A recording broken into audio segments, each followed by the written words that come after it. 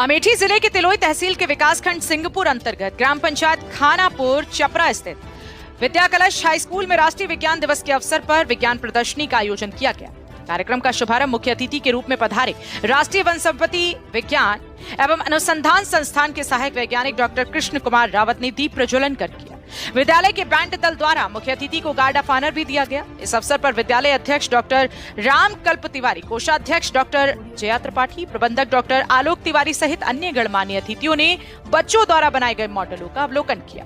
कार्यक्रम संयोजक सुरभि शुक्ल ने बताया कि प्रदर्शनी में AI robot, smart city, hydraulic bridge, सोसाइट संकेतक, rain water detector, water harvesting जैसे वैज्ञानिक मॉडल प्रस्तुत किए गए। इनमें रोबोट विशेष आकर्षण का केंद्र रहा। मुख्य अतिथि डॉक्टर रावत ने विद्यार्थियों की वैज्ञानिक सोच और रचनात्मकता की सराहना करते हुए उज्जवल भविष्य की शुभकामनाएं दी।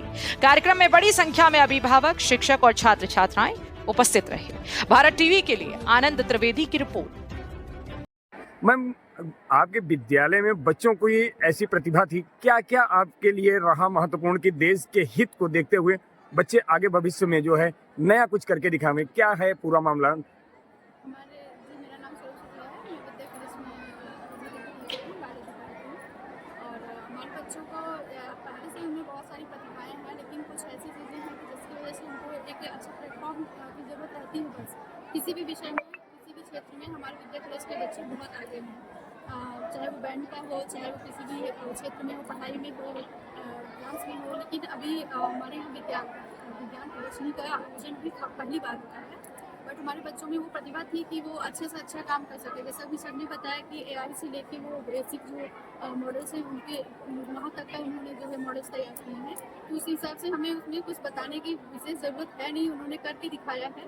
और विद्या कॉलेज के बच्चे हमारे बहुत होनहार हैं और वो जो करना चाहते हैं और जो ठानते हैं उसको पूरा कर लेते हैं, पूरा उसको अच्छे से निर्वाह करते हैं उसको।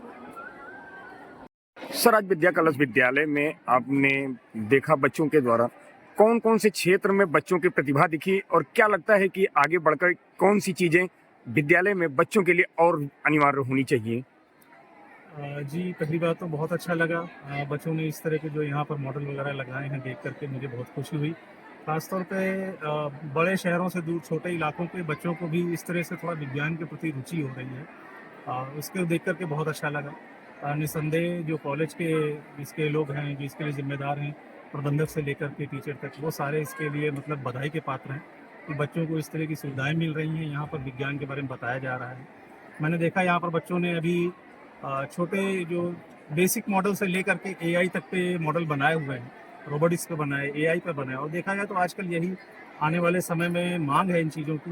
देश में आधुनिक जो तकनीकें हैं उन पर लगातार नया काम हो रहा है, नए कौशल की जरूरत है। स्किल में बच्चे अगर इन चीज़ों में आगे चल कर के स्किल लेंगे, निश्चित तौर पर देश में आगे भविष्य उज्जवल मुझे दिखाई दे रहा है। बच्चों इस तरह के बच्चे जब नए विचार लेकर आते हैं तो वो उसको आगे भी लेकर के जाएंगे।